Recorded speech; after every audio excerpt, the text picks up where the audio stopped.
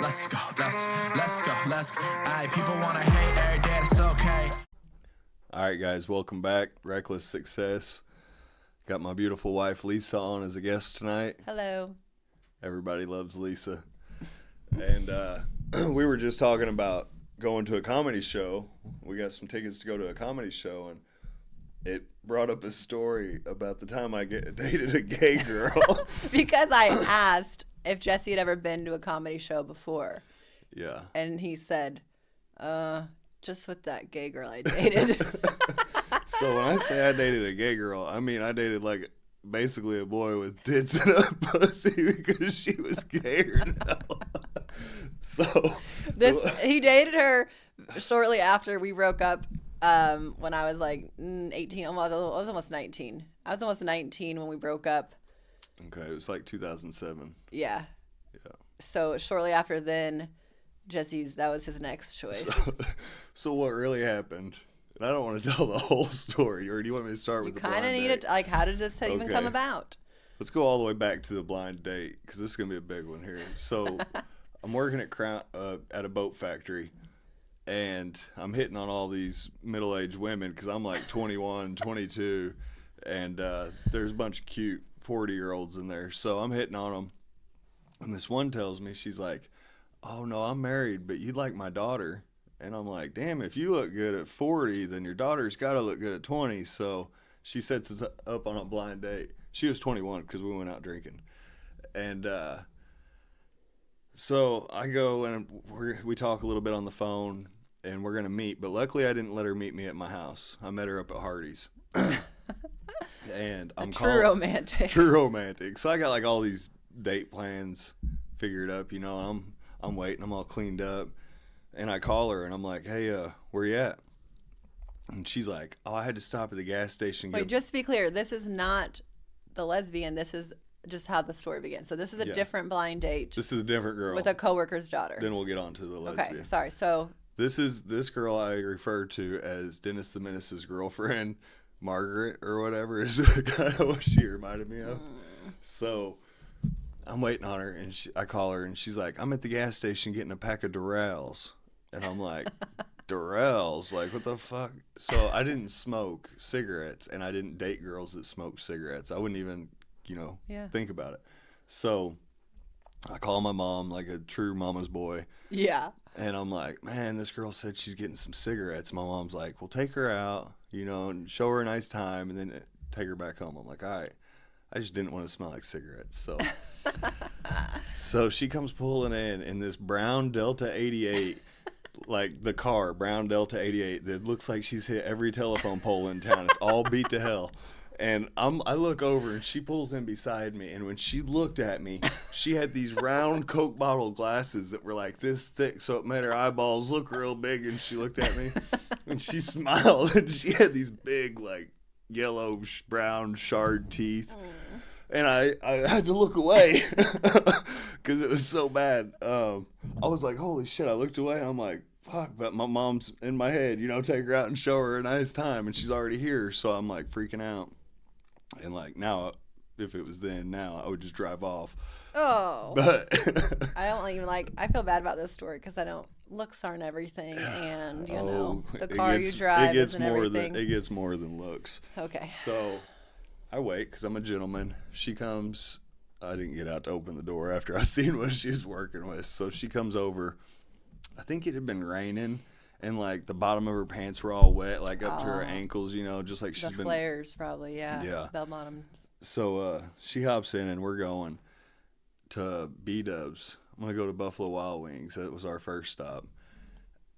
And on the way, she starts telling me how she just got back with her mom because she was in the foster system. Aww. And how her foster family had basically got her so that their son could have his way with her. Like what? all this like really heavy stuff. Whoa. So from like time I'm like, she's telling me all this crazy stuff. Which is super sad, but that's a lot on a first date. It's super sad, but like this is the first 3 minutes. Right. Like she's putting it on me. She's got some tattoos that look like she drew on there. So I'm like, okay, obviously you smoke. I was like, you smoke pot? I didn't want to tell her about the pot because I worked with her mom. Oh. But I'm like, you smoke? She's like, yeah. I'm I'm like, I need to smoke a bowl for this shit because you're putting on some heavy stuff. So I reach in, I get my bowl out, I pack it up. So we're going, and I hit it, and it's clogged. And I'm like, damn, my bowl's clogged. And she grabs it out of my hand real quick, and she's like, here, I got you. She knocks the weed out of the bowl. All of a sudden, like MacGyver, she pulls out one of those earrings that goes from like here to here, the long barbell one. She gets it out of her ear. She digs around down in the bowl, pulls out a big old resin turd on her earring. I'm like panicking because of what she's doing. So gross. I'm like, holy shit, I had 3 other bowls in the truck I could have used, but I'm looking around for a napkin real quick because she pulls out a big old resin turd. And she took it and wiped it on her palm. Ew. And then went right down the center of her thigh with the resin and just smeared a big resin thing. I'm like looking at this girl like, what? Doesn't that stink real bad? Stinks horribly. Ew. Like those jeans are gonna smell like that forever and it won't come out. I'm just blown away. Oh, so then I hand her the napkin and she didn't even like wipe the earring off with it. She like wiped the earring off on her hand, put it back in. I'm like, and then she packed the weed back up. It's burning. I'm like, wow. And you're such a clean person that I know how much this was extra mortifying to you because, like, you don't like gross stuff like that. I don't like to be gross, but right. I do like some gross stuff. But I mean, I know that her doing all that, like you're just watching this all play out, would be disgusting, especially for you. That was brutal there because now I'm thinking like I don't even want her in my car. Like, what's she gonna touch with that stuff? So we get to Buffalo Wild Wings. I almost feel did one of your friends, Rachel, work at Buffalo Wild Wings? Yeah, maybe. So we get to the door at Buffalo Wild Wings, and the freaking hostess I know. And she's like, hey, Jesse, you going to the bar? Because I'm like standing there with this girl that does not look like she's in my league. And or I just broke up with you not long ago. Yeah, I go from you to Dennis the Menace's girlfriend here. And she's like, hey, Jesse, you going to the bar? And I was like, no, I need a table for 2. And she's like, looks around.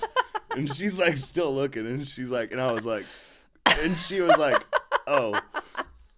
So I even told her, I said, a dark table. And she was like, gotcha. Mean. She did too. She took me over to a little dark table in the corner. I'm like, oh, man. So I go to the bathroom, call my mom. You got to call me, get me out of this. Shut up. You did not. Yeah.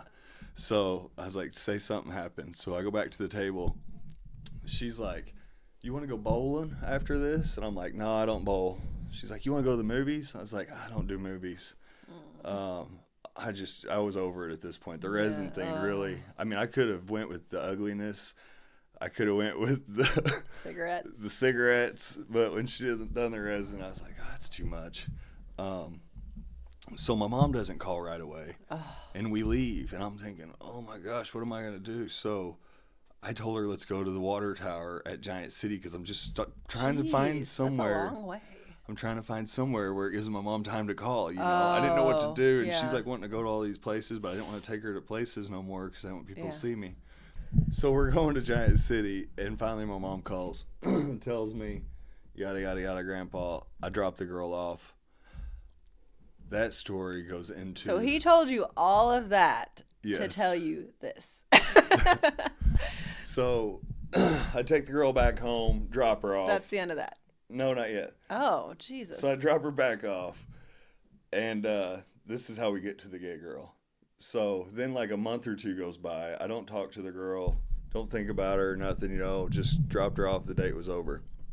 I even went to her mom on Monday at work and was like, bitch, you know damn well that ain't your daughter. Like, you look way too fine to have a girl looking like that. That's mean. So a couple months goes by. I'm like drunk or whatever the hell was going on. I messaged the old ugly girl and I'm like, hey, what's going on? Look who comes crawling back. Yeah, I come crawling back. I'm like, what are you doing tonight? She's like, nothing. You want to come over? I'm like, on my way. So I'm on a suicide mission to go see the ugly girl. And luckily on the way there, the gay girl calls. But why did you know the gay girl? Why would she be calling you? So the only way I knew the gay girl was I had Cody, the story I told about the dog that we got healed up, the little Yorkie. That got stolen? They got stolen. Okay. So my mom worked with the gay girl. Okay. Who had a Yorkie, and they wanted to breed their dogs. Okay. So the 2 gay girls So come you over. guys, you had her number. You guys had Yeah. because of the dogs. And like it was strictly the dogs. Like I didn't even think because She it had was a like, girlfriend and stuff. yeah, one of them was the boyfriend, and I think it was my girlfriend. I'm not sure, but there's 2 girls they're dating. I didn't think nothing about it. So, and I hadn't talked to them in like 6 months. This was way before. Oh, I hadn't weird. thought even about the gay girl. So I'm going on a suicide mission, you know, and the gay girl calls. She's like, "Come up to the casino bar," and I'm like, "Well, what's going on?" And she's like, "Me and my girlfriend broke up. I want you to come hang out." I'm like, "Okay," because you know, there's low miles on that for a guy. She was 100% gay, and we were young, like 23, so I knew she had no, like 0 to low miles on her. So I go up there, and the gay girl's got braces. She's got her own house. So I go to the casino bar, hang out with the gay girls, and truth be told, I didn't like the girl I dated. But I did have, a little bit of a liking to one of her gay friends. It's like her good friend. But she was also gay? Yeah. Oh, that's They were funny. all gay. The whole group of them was gay. I was the only guy. Like, it was weird. So, but right away, me and the gay girl, she's like wanting to hang out. So we start hanging out. We start dating. I quickly move in with this gay girl. Move in? Well, like I was living at my mom's, so like I Oh. would just not go home whenever. Gotcha. I was just hanging out there. We dated for maybe like 4 or 5 months. What? I did think not know so. you dated her that I long. think it was that long. It was long. That's It was so long funny. enough to get a raptor. Oh, okay. This whole story is going to how I got my second raptor because my first one was in inbound or gone. I don't know. So I'm hanging out with this gay girl again. I think I didn't work with her, but I was working at the time, so I didn't tell her that I smoked pot. At the time, I was a pothead, and so it was always interesting. Like, she had her own house. I would go from my mom's because I was living in her basement pretty much. Stay with the gay girl, crushing on her friend, but I wouldn't tell her I smoked pot. So one day we're all sitting there, and her friend's like, "I wish we had a joint to smoke," and I'm like, "Damn, I haven't said nothing in a couple months, and I was like, and then the gay girl's like, "I wish we did too." So I'm like, "I know where to get some." I was like, "I'll be right back." I hopped in my car, drove around the block. I'd have to Stop. keep my weed in the trunk because it stunk so bad. God. I get in the trunk, I get like an ounce out. I come back to the gay girl's house. I come in with this big bag of weed like 5 minutes later. Yeah, right away. They're like, so we get all ripped up. I remember, I'm not very good at this either. I get all ripped up. Gay girl's friend's there. She just leaves. Her name was Brittany. So in my head, I was thinking, Brittany. I'm talking to the gay girl, and I said, "You're so pretty, Brittany." And she looked at me. That was the end of it, pretty much. That's about where it came to an end. I jumped ahead there. But yeah, I got all ripped up with her the first time and called her friend's name. Oh, no. And the next day, she's like, "I think we need some time apart or some Ooh. space." But backpedal. I'm working at a boat factory. I might have worked with her there. I can't remember. But one day I'm looking in the trader paper at four-wheelers. Like I'm thinking $1,200 to $2,000 is what I could spend on a four-wheeler if I save really hard for the next 6 Right. months. I ain't got no money. No. And she walks by and she's like, "Well, I could co-sign for a four-wheeler for you if you wanted me to." What? And she looked at like the prices that I was looking at, $2,000-$3,000, and I was like, "Okay, yeah, sweet." I went straight to she went to work. I went straight to the Yamaha shop. Picked out a brand new Raptor 700R. I was like, "I'll take this one here." They called her at work. She gave them her information. What? Girls are nuts. This is nuts. I can't So believe girls do stuff like this. She gives them her information, and they come back and they're like, "You can get anything you want." I'm like, What? "Let me get the $700 Raptor." Oh, So I get the my Raptor. God. She comes after work to sign the papers. I remember at the time, and this is like in 07, I think it was like $8,900, and with all the financing, it was like $11,500 Jeez, that's a or lot. something. It was a lot. She had probably high interest too. Oh. So we get this Raptor. I didn't even have money to put gas in the tank of the Raptor. We had to use her dad's. No, I drove the Raptor from the Yamaha shop because I didn't have a truck. I had a car. Oh, yeah. What, And you I'm had like like- a little Camry or I had that something? little Camry with like a little DVD player that was this wide. It was like so little you couldn't see nothing. Yeah, no way to haul that thing off. Yeah, so I rode it from there because they were all freaking out about that because it's not even broke in yet. Yeah. and they already know me with Raptors. I'm going to be running down the road. So they were like, I come in, buy a brand new 4-wheeler, and I drive off down the road on it. They're like, okay. I had to get gas to fill it up, money from her to fill it up because I didn't even have the few bucks it takes to fill it up. That's too much, man. So I take her on one ride. I didn't make it a mile down the road. I rode a couple wheelies. She would not get back on it, not a single time. So now she's done co-sign for this 4-wheeler. She won't even get ride. near. She's like, fuck that. She didn't like the wheelies. She didn't like nothing. Dang. And what a wimp. yeah, she is a sissy. I tried to. Lisa and I had just broke up, and she had this boyfriend at the time. So I'm like, okay, I got me a girl. She's got a job at least. I mean, my pickings were slim, so I had to take what I had. And we went to your place of work. Yeah, talk about a total tool. And I didn't have a boyfriend at the time. You just always thought I had all these boyfriends because he was jealous. Anytime you weren't with me, I was assumed everything. So I did not have a boyfriend, but I worked at a restaurant, and I was a hostess because I wasn't old enough to waitress because you have to be 21 to serve alcohol in this town. And here, it's like Friday night. It's busy. There's a wait. And this restaurant used to be so packed. And it was pretty nice back then, too. It was like real linens, like it was a nice restaurant. Now it's not. They dumbed it down. But we'd be on a big wait. So being a hostess was like, we had a great crew, but it was like a whole grind. Like we were busy. We had a lot going on. We had a good little hostess crew at this nicer restaurant. Here comes Jesse probably with a fur coat with a bunch of gold chains and a bunch of gay girls that look like boys surrounding me. But it was so weird because he walked in with two girls, but they were girls that were dressed kind of boyish. So I'm thinking like, what is this? And I think one of my hostess friends was like ear hustling and was like, dude, that's his. I told him like, dude, that's my ex-boyfriend. What's he doing showing up here? And they like realized, or maybe you were like holding their hand or being really obnoxious right in front of my job.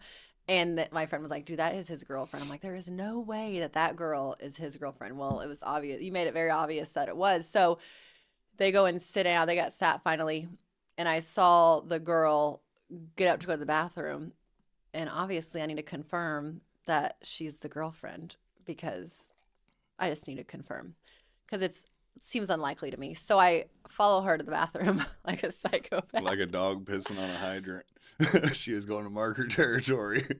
So I follow her to the bathroom and just go and like wash my hands and wait for her to finish using the bathroom. And so I wash my hands for as long as that takes her. And she comes out and I'm like, oh, hi, saw you're here with Jesse. And she's like, yeah. And I'm like, are you his girlfriend or like, are you guys dating? And she's like, yeah. And I'm like, oh, cool. And like, that was it. I just needed confirmation. But then you told me. So I need confirmation. Did she go to the male or the female bathroom? She went to the women's bathroom. Okay. She's a girl. Good. So yeah, I didn't go to the men's bathroom to wash my hands.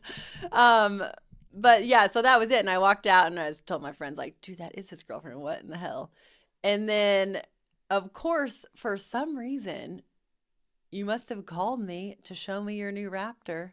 Oh, so yeah. So let's go back to later on. We end up breaking up because I call her friend's name. And the girlfriend. The gay girl. Yeah. And pretty much the next morning, she's like, I think you should leave your key, talking about to her house when you go to work. Oh. And I'm like, oh, well, at the time I had a CR250 dirt bike and I had the Raptor. So I'm like, oh, okay. When she went to work, I left my key, but I hurried and got a buddy with a truck to get the 4-wheeler and the dirt bike out of there. Oh, wow. I'm supposed to be paying for it. And when I say co-signer, like, I couldn't even be on the loan. She basically got the loan. Yeah. Oh, yeah, because this is after the repo and stuff. Yeah, so you've not rebuilt any credit. You've got terrible, terrible, terrible credit. Yes. So I take the Raptor, take everything, ghost her. I'm like, okay, I'm going to just go do my thing. So I've got this Raptor for like probably 4 months, something like that, for quite a while. And she wasn't saying nothing about it, or I wasn't answering my phone to talk about it, but I wasn't paying for it. And you weren't? No. I mean, I made it the first. What a crappy move. I don't know if I made any payments. Ugh. So this is a learning lesson for you girls out there. Guys will take advantage of you. Yeah. So don't buy 4-wheelers. Don't co-sign for anyone ever. I would never co-sign for someone. I mean, it would take a lot for me to do that. Right. But anyway. Anyways. So Lisa comes over and snaps a picture of her on the Raptor. Or That I we'll snapped put up. a We picture. have the picture of me on the Raptor Okay. acting kind of obnoxious. Like Right. my hands in the air. I'm like, Right. ah. So, I guess it was like MySpace at the time. Yeah. However, It'd be the gay MySpace. girl seen it, and she calls me one night, and she finally tricked me.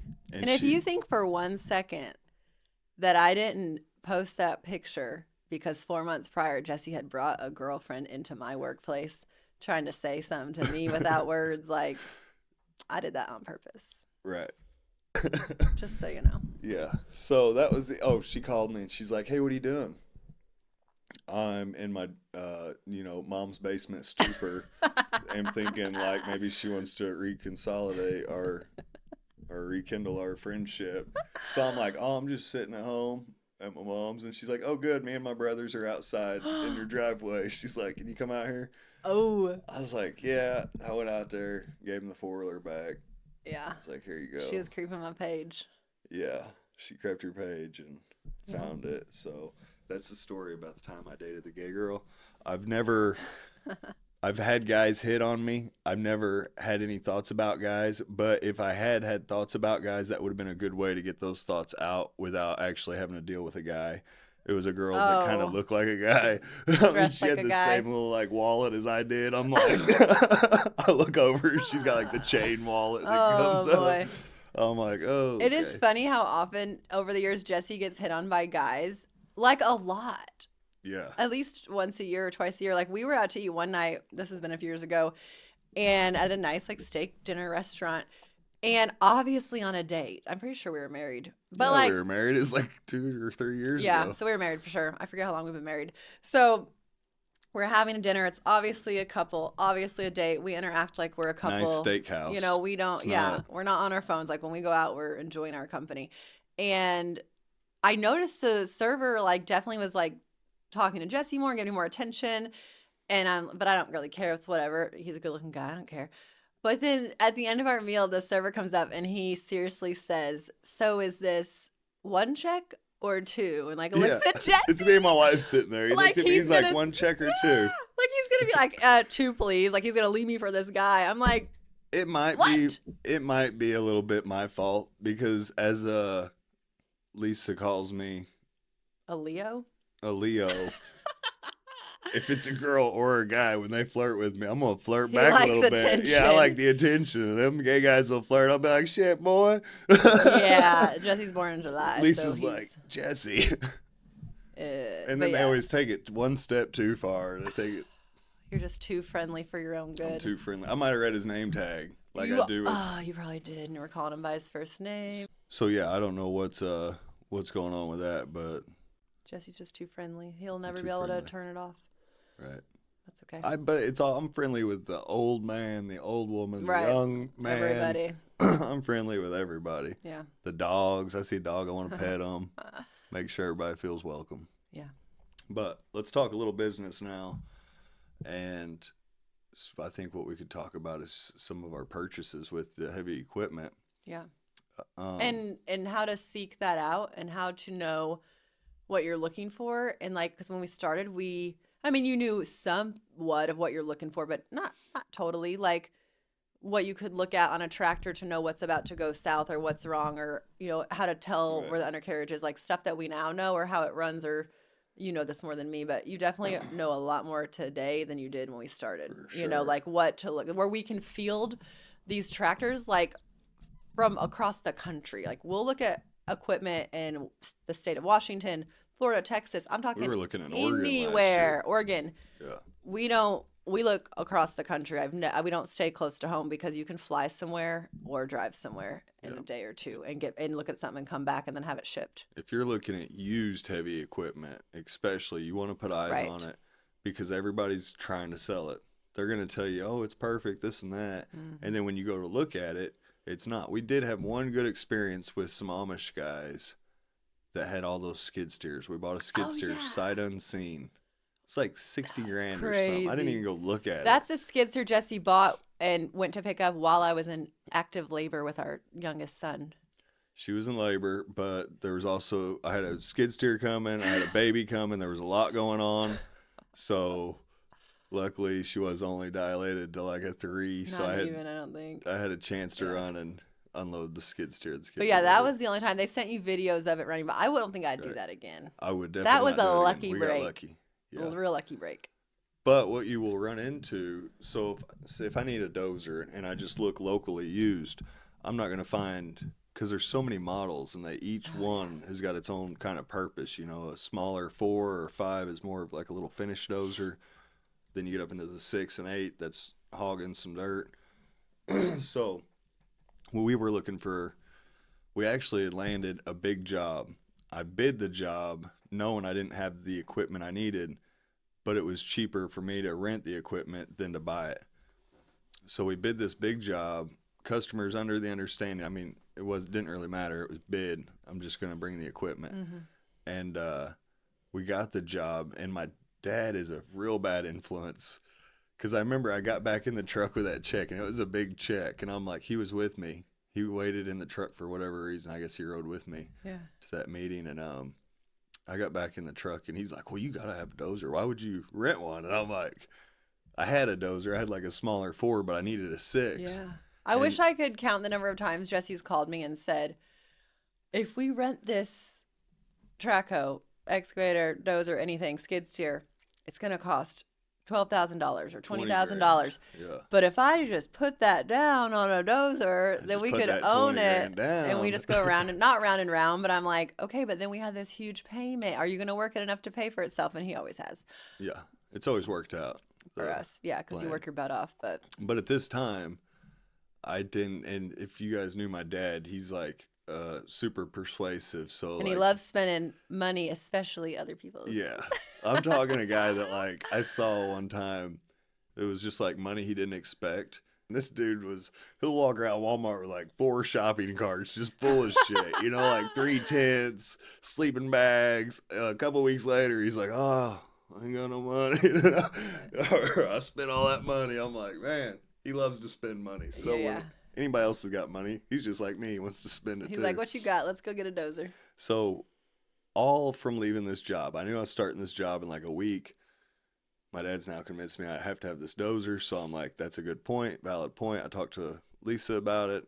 And we discussed it. And we're like, okay, that does make sense. Because we did need a bigger dozer. We ended up getting We'd already been talking about getting a bigger. Yeah. A D6 in. We just didn't know if we'd have enough work for the bigger dozer. So we started getting a bunch more larger stuff. So we leave that job and we didn't even go home because I didn't have clothes. We literally left that meeting. You had me get on, lucky for Jesse, I'm a master at researching. And I've found, I think, every tractor we bought. Probably. Yeah. That wasn't local. I really think that. Like, Lisa, I know I found that. You've done everything good in our lives. But so he'll call and be like, this is what I'm looking for. Find stuff out there. So, or maybe you found the first one. You found one in Indiana, right? Oh, we went. Or Louisville. So back to this point, we knew we weren't going to find a D6 in close. Yeah. So we started looking out. Lisa was looking. I was looking on the phone. I don't think I even went home. I think I was just going to run. I was going to run down to Kentucky. You had Scott drive you around, and you were on your phone. You found one in Louisville, and I think in Indiana, and then I found one in Texas. So opposite direction, because again, we're in Southern Illinois, Midwest. But hold on, she didn't find the Texas one. First we found Louisville, or no, that was first we went down by like Tennessee. So basically, we look like Clark Griswold on the map. Exactly. We went from Illinois. We went down to Paducah, or south of Paducah. We get down there. We look at a dozer. It was a D6 in XL, and I didn't want the narrow track, so I was looking for a wide track machine.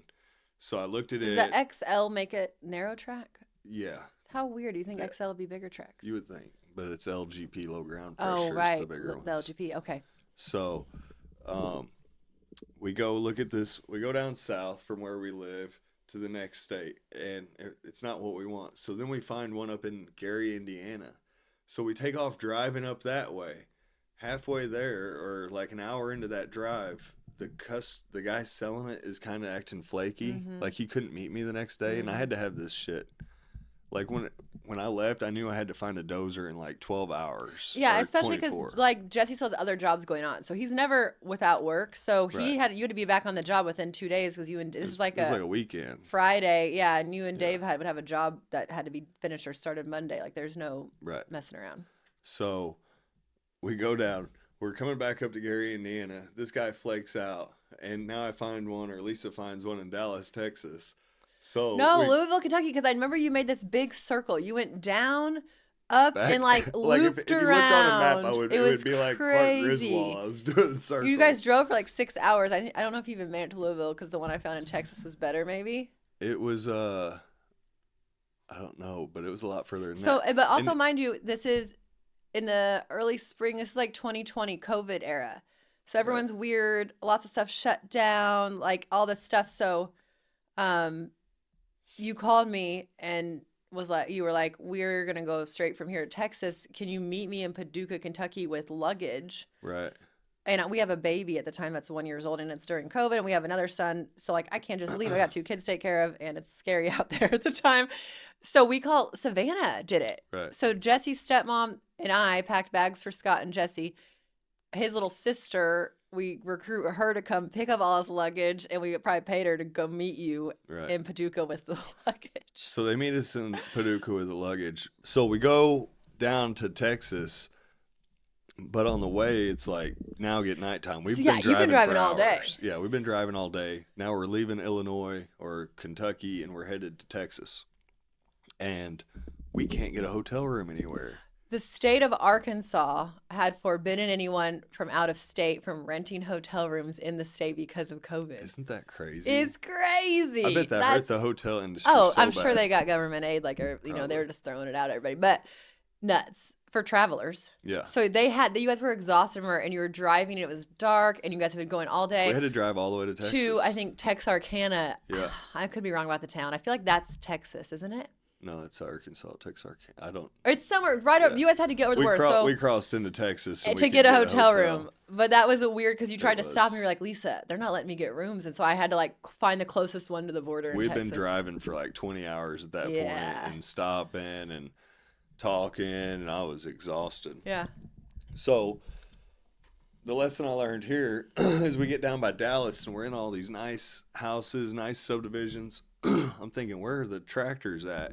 And all of a sudden, like between all this nice stuff, there was just this field of nothing but so many tractors. I called it Tractor World. It was every piece of shit that anybody's ever had. They shipped it there, it looked like. Because they would have like literally 2,000 zero-turn lawnmowers, like a whole field of mowers, whole field of Tracos, backhoes. It was so much stuff. So we run this dozer, and I noticed one of the tracks is loose, but I wasn't aware of how much cylinder on the track tensioner would show to tell me that the tracks wore out. Oh. So I just thought it was a bad seal. And I'm like, okay, no big deal. What other stuff are you looking at when you're actually have your eyes on the equipment, like a dozer? Like, what is it that you're eyeing for someone that doesn't know? For a dozer in particular, some stuff's kind of hard. Like your main things are your engine, transmission, undercarriage. Maybe you could get into hydraulic pump, but that's the 4 big things that are going to go out that's going to cost a lot of money. Yeah. For the typical guy. We broke our dozer blade off the damn whole dozer itself. That got expensive. Yeah. But stuff like that too. There's a big boss up front that's got a knuckle in it that the blade turns on. And if it doesn't get greased, and it's bad, that was a $10,000 repair whenever the blade broke off. So, Yeah. But at that time I didn't know half or even a quarter of what I know now about them probably. But we looked at it. I thought it was a bad track tensioner seal. And we get it home. It ran fine. It did have high hours, but I also bought. How many hours did that one have when we bought it? I don't remember. Did you say 12,000? I think it had like 11,000. Which is so crazy. Yeah, it's pretty high hours. But I mean, it was a late model dozer. Big. It was a late model dozer, but it had like 11,000 hours. So, but while I was there, and this goes back to my dad, like, I'm just getting a damn dozer. Oh, yeah, the roller. And then he's like, oh, you got to have a roller. I'm like, and I had a little roller. We got the roller. I had the little roller for the skid steer that worked fine. But he talked me into buying a dozer and a sheep's foot roller while I'm there. Which it did work out. That we sheep's made so foot much was money with good. that sheep's foot. We That compacted was a a lot good of dirt. suggestion by your dad. It was a good suggestion. But he's the type that would be like, why don't you get one of those zero turns? Oh, while he was you're trying at to it? get me to get 2 dozers Yeah. or 3. I'm like, it's just me. I don't need that many dozers.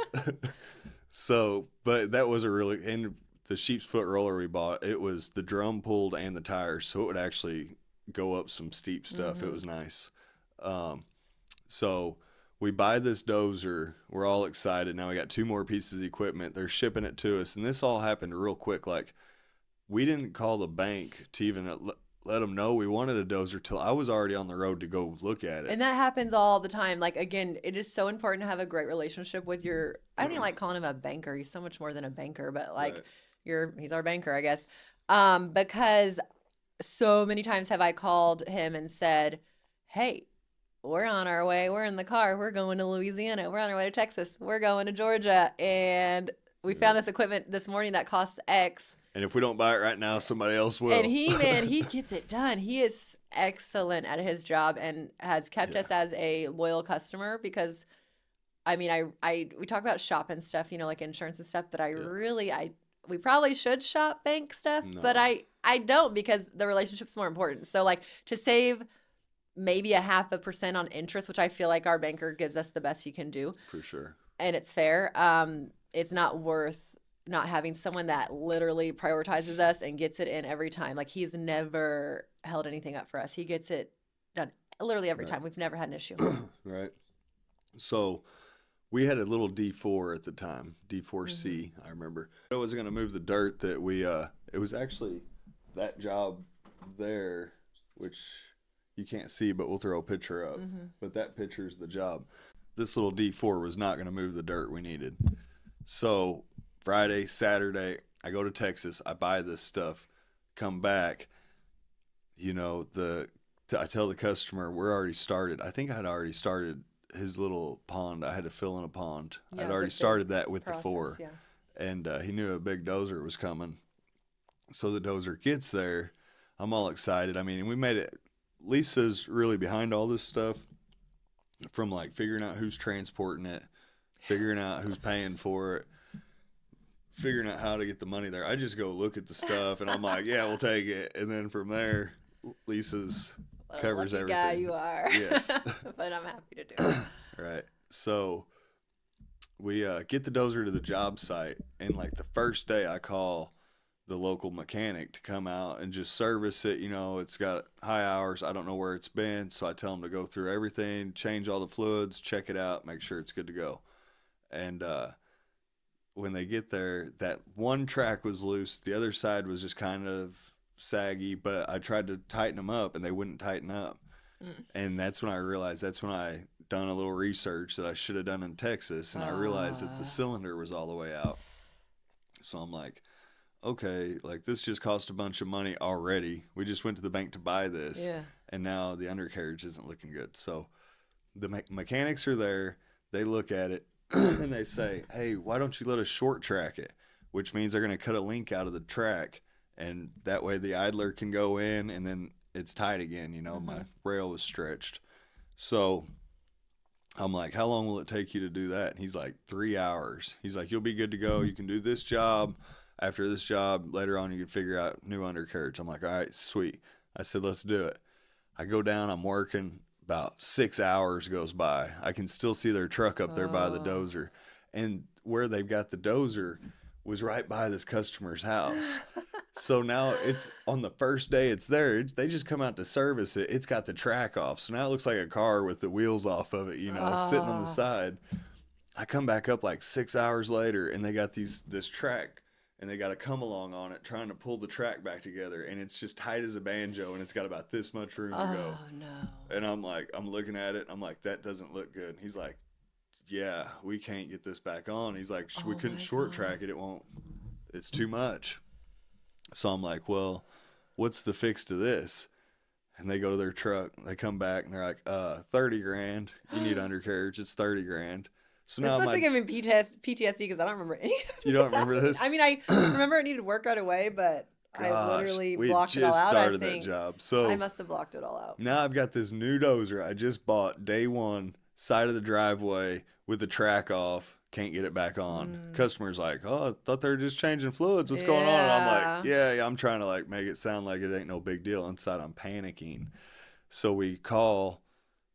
I'm like, well, I can't do 30,000 right now, or the time it would take to change everything. I was like, I need a new rail for this dozer, and I need it tomorrow.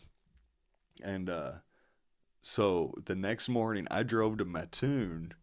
Do you remember? I'm not even supposed to go there. I went to your dad. No, it was me and him. I do him. remember this. We went, and it was like $6,000 to go buy just the rail that they had cut that piece out of. Morton Caterpillar, which is a distribution center. I found that. I found because it was going to take us like a week to get it shipped, and it was going to cost a bunch of money. I money. called them directly and was like, "Listen, we need to buy this," and someone told me you might have it, and I just need to come get it from you direct. Like we don't have time for shipping and waiting and all of the red tape, like or getting it at the dealer. And they don't do that. They are a big semi. It's a distribution center, so it's like where all the semis are coming and getting cat parts and taking them to the dealers. So it was the next morning. Like they told me that night. It was getting dark whenever they told me that track was off. The very next morning at 7:00, I'm already in Morton because I got to make this happen. Yeah. So me and my dad went again. I called my dad. I'm like, hey, ride with me again. He likes to go. Which is what? Wasn't it like a 4 or 5 hour drive? Yeah, it was like a 4 or 5 hour drive. Whew. We're there the next morning. I'm in line with my truck, my pickup truck, and my trailer, and there's like 50 semis. I'm like in between them. I don't know what to do. There's like a guard shack, and I just pull up, and luckily my wife has got everything figured out, and I go up. Remember, and I'm we couldn't reach them that morning, and I Facebook messaged Morton Caterpillar's Facebook, and I'm like, please respond. I need a direct line. I've got a pickup in the semi line. This is what we have going on. I talked to someone yesterday and ordered this, but there's nowhere for them to pick it up. And thank God, whoever runs their Facebook page, they need a raise, responded and was like, I got you.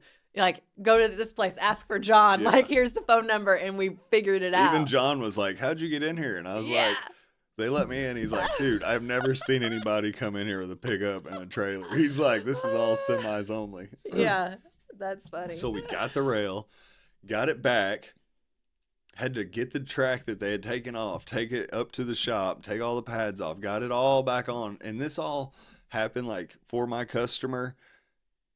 They didn't even see but the tractor down one day. There was so much that went like to this whole process. I'm going. They don't need to know all that. They don't need to know all that. They don't need to know all your woes. You and just got to make it happen. Right. You just at all cost. You know, this customer just gave me a big old check. I'm not going to say, well, in a couple weeks I can get this. No. You can get it right now if you've got the will. I had a hard issue. No, they don't care. They don't care. Get the job done. So, yeah, to him it was only down a day, but to us it was like all this running around and getting it back on. And chaos. Then that was really just a wasted rail. We spent like $6,000 or something on it. By the time they swapped the pads out, it was like $4,500, and then they swapped those pads.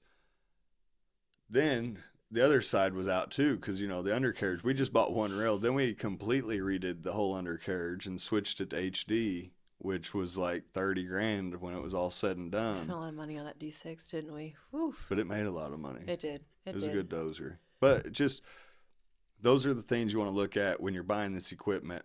Another time, you know, what they'll like to do is they'll paint them, put a new sticker kit on it, and you'll look at it on a Facebook ad, and you're like, damn, this thing's been sitting in a farmer's field, you know? It looks beautiful. It looks beautiful. They've been easy on it. So we were looking for a PC 200 and or similar size tractor. We already had the PC. This is only about the link belt. Yeah. So we had a PC 200 and we wanted another, I wanted another PC 200 at the time. We were looking for Komatsu because we liked it. We had a good experience with the brand, not the local Komatsu people. Right. But the Komatsu Traco was awesome. Was nice. So, and it's every one of these trips, it's fly by night. I find something on the internet, and I'm like, I want this, but I know I've got to get there real quick because it disappears so quick. These were another Texas thing. Texas has a lot of equipment. I found 2 Komatsus in Texas at the same place after we were researching like mad people. And you do that to me. You make everything seem urgent when it maybe isn't as urgent. But then he gets my fire going. So I'm like, oh. So I found these, and you're like, and in Texas. It's the only way I can get Yeah. you to could go with me. I got to make it sound like it's urgent and emergency. And What then was she'll- it? Sulphur Springs, Yeah, Texas. So was it, how far was that? 15 hours? it was far. I don't remember. Farther. We were all the way to the Gulf. Yeah, Our oldest son had a doctor's appointment that afternoon, and I remember like we dropped the boys off with I don't remember who and left at like 4 p.m. because you also were at work and headed to Texas for this PC because like he said in these pictures they looked great, and we called, asked clarifying questions about the undercarriage and the engines and all this stuff, and of course they're telling us everything's great. it's all good. Yeah, you're gonna love it. So we drive red-eye drive through the night. Yeah. Which actually I love those trips. Yeah, they're fun. They're good bonding It's trips. fun to go with you and do that, although it's stressful and crazy. Like those are good memories, but Yeah. that's not the point. So we So get down to there. Texas. This is on a Traco that we're going to get or look at, and the thing looks brand new. The paint job, and I open up the side door, and inside it's like all rusty. Yeah. Every hydraulic hose on it, the jacket's off of it, and there's wires sticking out, and the undercarriage is shot, and it's just a paint job with They stickers. did us dirty, and they knew how far we were they coming. knew. We tell people when we're traveling that, like, listen, just be straightforward because we're out to make a big old trip. Like we were either flying in or we're driving a hike. In some places like South Carolina and North Carolina have said like, all right, look. Yeah. It's not ready to work. You're gonna, and they'll just be straightforward. So I'm like, we're not coming from down the road. Like, I need you to be straightforward with me, or we're wasting a whole lot of time. And they usually are. But these guys were like, oh no, it's great. Right. Oh, come on down. I don't remember. So that was the same story. We had a big job. We just got a really big demo cleanup, and we knew that we had a PC 200, but we knew we needed to upgrade it. So Yeah. we couldn't find a PC 200 that we liked. And on the way back, where'd we go? Louisiana? Oh my gosh. So that was a wild. So on the drive back, so we leave Texas, it's morning. And so we're going to be driving up north through, I guess, Louisiana on the way home. Or I don't even know if that was the way home, but I was mad searching the internet, Craigslist, dealers, calling everybody I could find on our route home, like off the GPS, like finding any kind of dealer.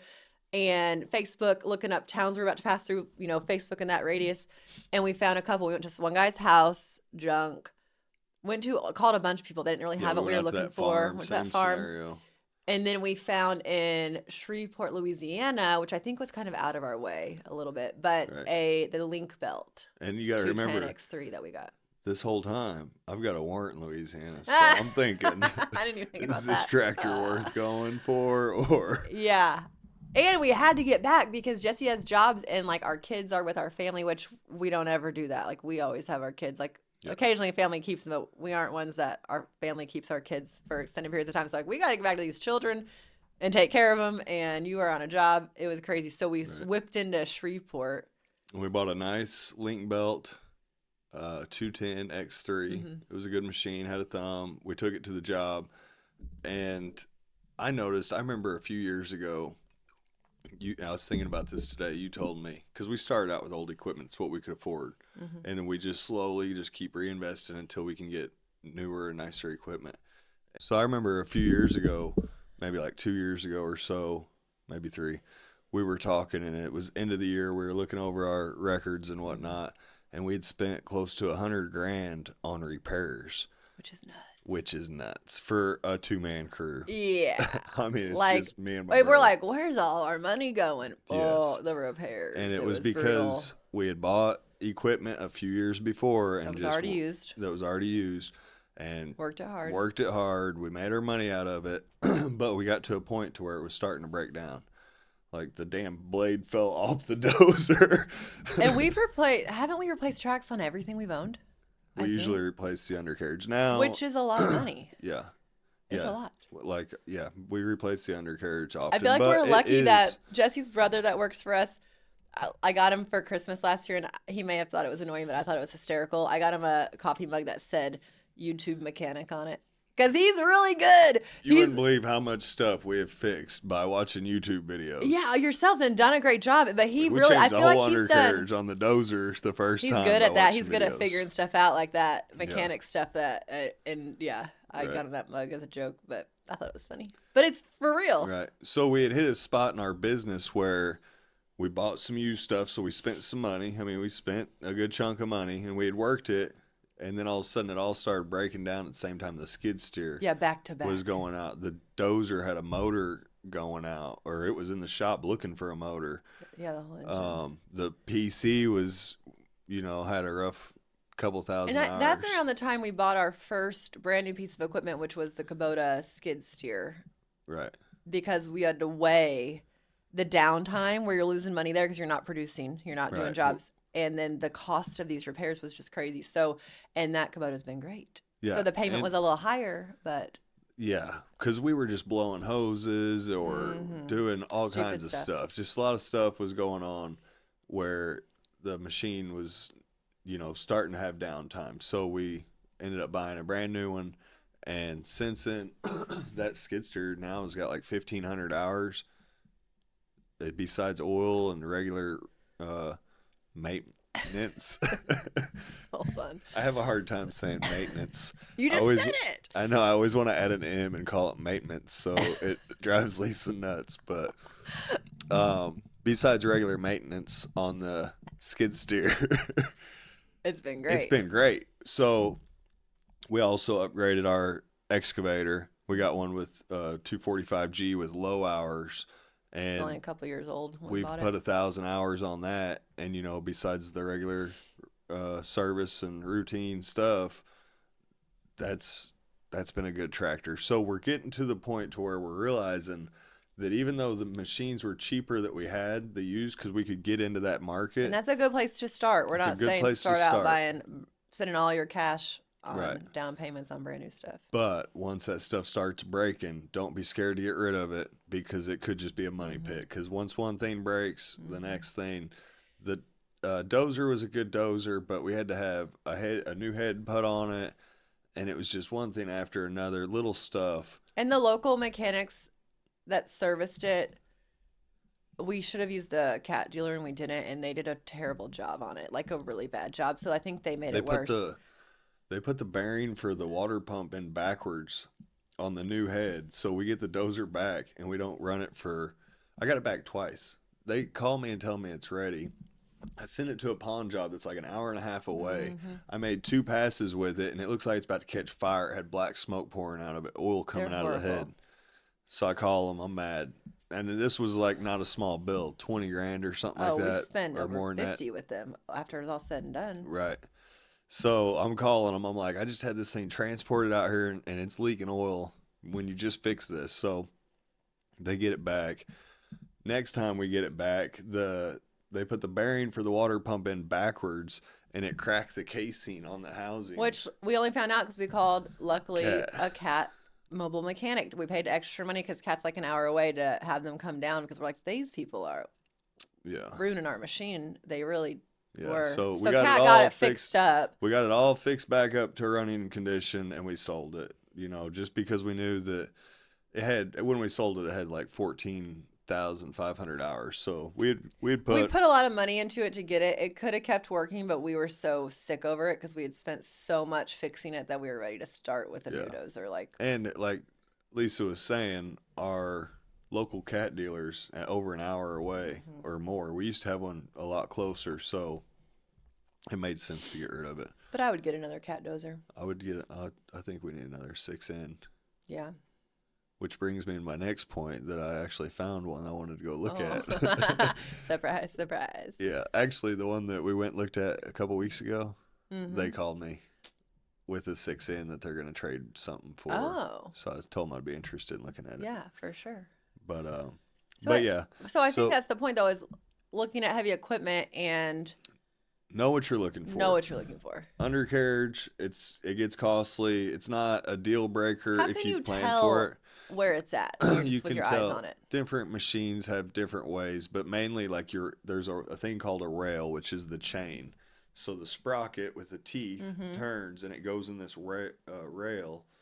Well, that rail gets stretched out, it gets wore down. So the way it rides on the roller, it's rather going to be, you can tell by the edges too. Like if it's wore back and forth on the roller a lot, it'll be real rounded off and a lot smaller. So you just want to feel the thickness. And that's just amateur feeling it. Like cat will go out and they will gauge it and say this is at 75%. But I mean, you can look the rollers, the bearings will go out. If it's something that can be lifted up like a traco, spin to the side, lift yourself up. So then your track hangs down and you can reach your rollers and grab each roller and shake it. Because okay. You'll find a lot of bad rollers on sold or used equipment. You know, there might be That's three of them. That's a great tip. That's interesting. Yeah. I didn't know. Or you could also run it for about 5 minutes. Like a dozer, a good way to check a roller. Run it for about 10 minutes while you're running it. When you get off, touch each roller. So if the bearing's bad in that roller, it's going to be scalding hot. Like running it, you know, because it's not riding on bearings. It's just they're gone. So like if I'm running a dozer where I can't lift myself up, I'll run it for a while and I'm interested in it. I'll touch each roller. One of them's going to be hotter than hell. That roller's bad. Keep going, touch them. If they're cold or you can touch it, then it's doing its job properly. Okay. Like on the dozers, you can tell by the cylinder, how much cylinder's showing.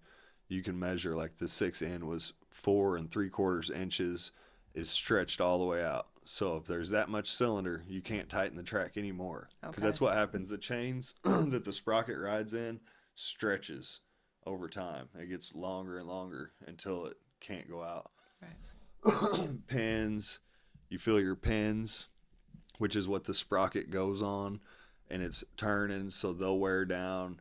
And I've seen them get all the way to where they're cracked all the way through, so they wear down big time there. And then your sprockets, which is the teeth that you're looking at that turns the machine, you know, if they're, you can just look at them and tell. Sometimes they're sharp as a knife. Sometimes they're big and fat. Plenty of tooth left. Yeah. So check that stuff. It's kind of hard. I don't know many tricks on the transmission except for running the machine, making sure all the functions work good and it feels powerful. Brakes, you know, like some older dozers, you would steer with a pedal steer. So like your foot brakes, if I want to go left, I would push the left pedal. It'll lock up that track. So if you're buying like an older 4 or something like that, check those because your brakes go bad. It's a pain to work on that stuff. And you could probably also, if you had a little more time, like we're always in a mad dash for some reason, call a local mechanic and it's probably worth the couple $100 or whatever to have them come check something out. Don't you think? Definitely. Like, especially if it's a bigger purchase Yeah. on a used piece of equipment, because you might be saving yourself $50,000 in repairs just to pay a couple $100 to have someone come check it out. And if someone's selling it, they should be willing to let you do that. So at least you know what you're going into, like getting yourself into with this purchase, because heavy equipment's expensive. It's a lot of money. So it's a good point. Usually the problem with that is if you find a good deal that you want, someone else there's is gonna 3 other snatch people it up. coming to get it. So it's tough, I guess. having the mechanic come out's good if it's like farmer down the road said he'd sell you his tractor. If you find it on the internet and it's actually a good deal, you kind of just got to jump there's a on lot stuff. of people coming after it. So you got to move. Yep. You definitely, if you're wanting to buy something, it helps if you've got your financing in place. Yeah. For us, we already know we're approved kind of, but you could get pre-approved. Yeah, and that goes back to, we talked about in like the first episode, I think, having that relationship with the bank and doing a personal financial. So our banker always knows what kind of money we're working with. So that's why it's so easy for us to call him and say, I'm looking at this type of machine for X amount of dollars. Are we good with that? And he'll be like, yeah. You know, I don't think he's ever said no. But that's because he already knows what we got. So, and if he needs, hey, I don't have your taxes from last year yet, shoot those over real quick. Right. Done. You know what I mean? You got to have that stuff in order, your tax stuff in order, have it all ready at all times, have it on your computer or bring it to him or whatever you need to do. But that's just that ongoing relationship is important to keep him up to date with what you got going on. So that way it's it can happen quick. It's an easy approval. Hey, we're on our way there. By Monday, can you have this much money ready for me? And yep, I can. Right. Go ahead and tell him you're good for it. Put the money down or whatever. So if you're looking at, say, you're going to buy a Traco that's $100,000, you already know that you plan to go through the bank. Don't find a Traco you like and then go to the bank and try to start the process, because more than likely, if it's a good Traco, it's going to be gone. So what I would do, I would go to the bank first. And that's what we do. You always tell me, I want to actively look for a dozer. Right. I want to spend around $60,000. I want to spend around $100,000, whatever it is. Make sure Josh is good with that. let them know my intention, like that's so what you're saying is true. And you probably just don't realize I do that on the back end. Like Right. it truly is like No, pre-approved. that's why I'm saying that you want to do it this way. That's how you're going to get the good machine. Yeah. Is, start off by going to the bank, get pre-approved. That way, when you call and they say they've got it, you can go there, give them $1,000, as earnest money, and say the money will be wired to you a couple days or however you're Doesn't doing take it. So, long. but if you go look at it and you don't have a relationship with a bank and you just plan on going to a random bank and getting this loan, it's not going to work out more than likely. They need so much information, taxes. All the way down to the transport. Like, Oh, yeah. It's going to cost, I buy a dozer in Texas, I got to get it back to Illinois. The- So then we got to go through that whole process. Yeah, the of link belt finding- in Louisiana, I think was $4,500 to transport. The deer, where'd we get the deer from? Georgia, South Georgia. Georgia. Or mid Georgia. We went to Georgia and got the 245, and we kind of had trouble getting it shipped. Not trouble, but it took us a few days. I couldn't find anybody. I called so many places trying to get that sucker shipped. Yeah. Or even just get a quote. And I found this. Oh, what was Wasn't there their something name? going on in like Georgia or above it that they couldn't go through? It was The a weight- permit It was thing. the permit. I think because they would cross so many states because the way like Kentucky and Tennessee are, I don't remember, something with that. And one of the states, and it might have been Tennessee, but maybe not, so I shouldn't say that, was a real headache, the state, to get a permit to pass through there with heavy equipment. And so that, you're right, that was the big, they're like, ooh, Because we're not trying to go. We had talked about shipping it around that state. Yeah. And then I damn. found, what was the dang, Levon was the driver. He's on our TikTok. Isn't that funny? What's up, Levon?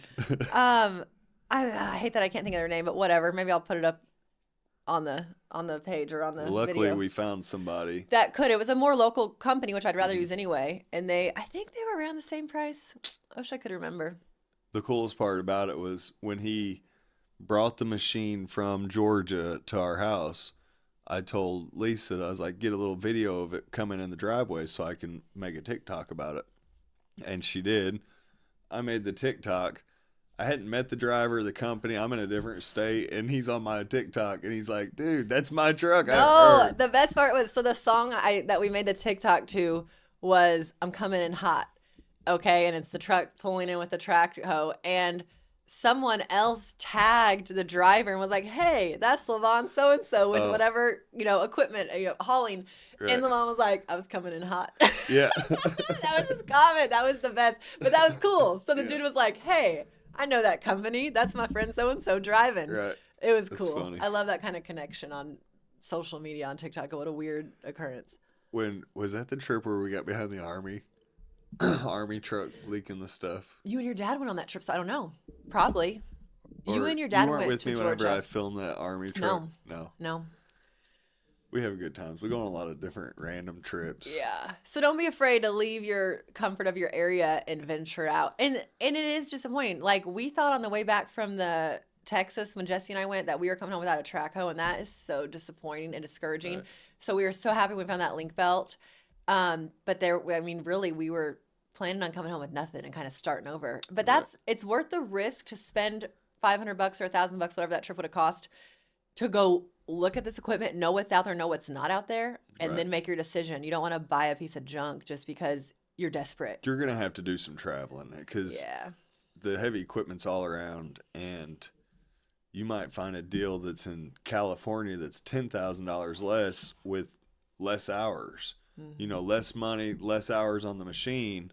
So it's worth to go out there when you run all the numbers, ship it back. You're getting a better machine for less money. So, all right, Lisa, we got a lot to do still yet. So I guess we'll wrap this up. But we appreciate you guys listening to us. Listen to us every week. We put out a new episode, Reckless Success. We appreciate you guys' support. Thanks.